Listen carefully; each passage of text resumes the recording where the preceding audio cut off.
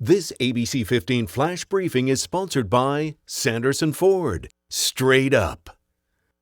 Happy Sunday. I'm Nohelani Graff with your top stories from ABC15 Arizona.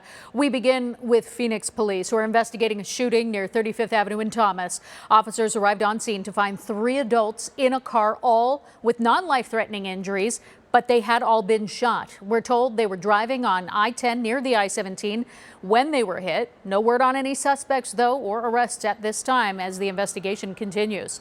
Police in Mesa are investigating after 2 people were found dead inside a home there and another person suffering serious injuries. All of this playing out Saturday night near Gilbert Road and Main Street.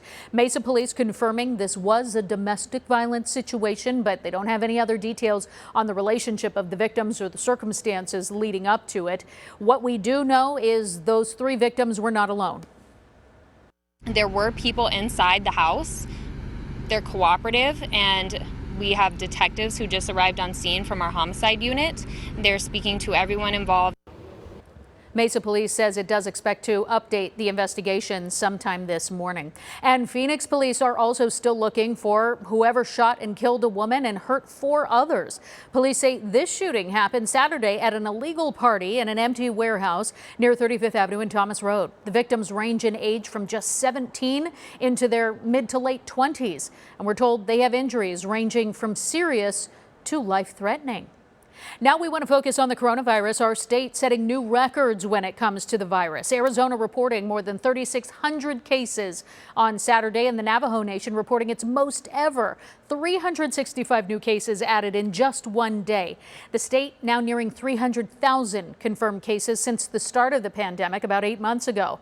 Meantime, the percentage of tests coming back at a whopping 18%.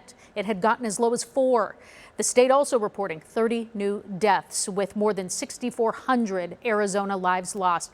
That number across the United States is at more than 255,000 lives now. The U.S. Food and Drug Administration, though, does have some good news. It is authorizing Regeneron's antibody cocktail for some patients who test positive for COVID-19. So different from a vaccine, this is a treatment. The FDA now says it is okay to give Regeneron to high-risk patients with mild or moderate symptoms. President Trump, you might remember, received that therapy when he was battling COVID-19. The cocktail contains 2 antibodies produced in a lab and can be given to patients who are newly infected. Regeneron says it will have doses ready for 80,000 patients this month and enough for 500,000 more by the end of January. Starting tomorrow, more Arizona students switching back to virtual learning because of the rising coronavirus cases, and we have a full list of those districts on abc15.com/schools. Meantime, Arizona is making testing more convenient for people who are traveling over the holiday. You'll find testing now available at Phoenix Sky Harbor Airport and the Tucson International Airport, where a QR code reader is set up for travelers to scan and easily create an appointment. And that's something that could actually stick around into the new year. I think you're starting to see a trend across the nation where other airports are doing exactly the same thing. And it will be commonplace probably fairly soon. And we're told the test results are supposed to come back in 24 to 72 hours. Now some help and hope happening today. The Hispanic Rotary Club of Phoenix hosting a turkey drive. They're going to give 1,000 turkeys to Arizona families, and you can help by donating. Also, families in need can drop by to get a free turkey. This drive runs from 9 in the morning until 1 in the afternoon at 44th Street and Thomas.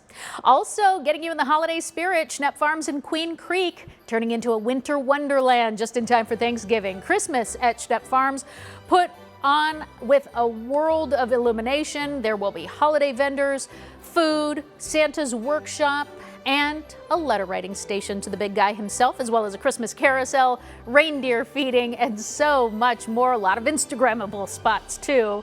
It is COVID compliant. There are policies in place. The display opens on Tuesday. Tickets are $15 online or $17 at the gate. Here's your Sunday most accurate forecast. Staying partly cloudy across Arizona today. Northern Arizona with highs in the 60s. Central and western Arizona topping out in the 70s. And here in the valley and to our south, highs are in the mid 80s today. It will be calm winds in the valley, but breezier across northern Arizona. 10 to 15 miles an hour, gusts up to 25 miles an hour. We're in the 70s here in the valley by 10, 80s by lunchtime at 1 o'clock, topping out at 84 here in the valley. Then temperatures start to dip, 80 on Monday, 70s by Tuesday, and holding through Thanksgiving. On Friday, a disturbance drops our temperatures down into the upper 60s. And starting by midweek, our morning lows are getting chilly. Get those sweaters out because we'll be back in the 40s to start the mornings off. For the latest headlines, weather, and traffic, you can always get updates on our website, ABC15.com, or our ABC15 app. Make it a great day.